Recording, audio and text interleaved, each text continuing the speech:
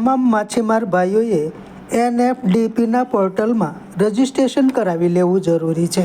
આથી તમામ માછીમાર ભાઈઓને જણાવવાનું કે આવનાર સમયમાં સરકારશ્રીની તમામ સહાય NFDP પોર્ટલમાં જેનું રજિસ્ટ્રેશન કરાવેલ હશે તેઓને જ આપવાનું સરકારશ્રીના વિચારણા હેઠળ છે। તો તમામ માછીમારોએ પોતાનું રજિસ્ટ્રેશન NFDP પોર્ટલ પર પોતાની રીતે અથવા ફિશરીઝ ગાર્ડ પાસે અથવા CSC સેન્ટર દ્વારા અચૂક કરાવી લેવા ખાસ સૂચના આપવામાં આવેલ છે। વધુમાં આવનાર સમયમાં ટોકન લેવા માટે કે ટોકનમાં ખલાસીના નામ ચડાવવા માટે તમામ ખલાસીનો મોબાઈલ નંબર આધાર કાર્ડ સાથે ફરજિયાત લિંક કરાવવો પડશે। તો જ તેમાં OTP આવશે, ત્યારબાદ જ ટોકન લઈ શકાશે કે ખલાસીઓના નામ ટોકનમાં ચડી શકશે। આ બાબત પણ વિચારણા હેઠળ છે।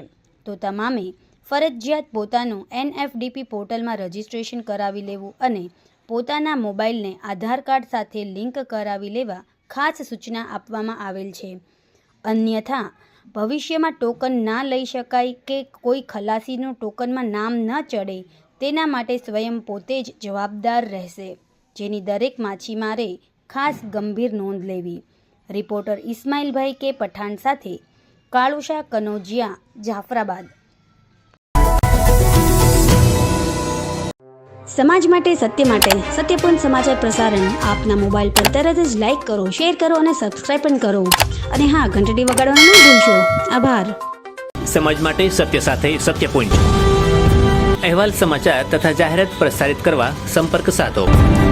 સત્યપુંજ સમાચાર પ્રસારણ, લબ્ધિ કોમ્પ્લેક્સ, તાલુકા પંચાયત સામે, સિહોર।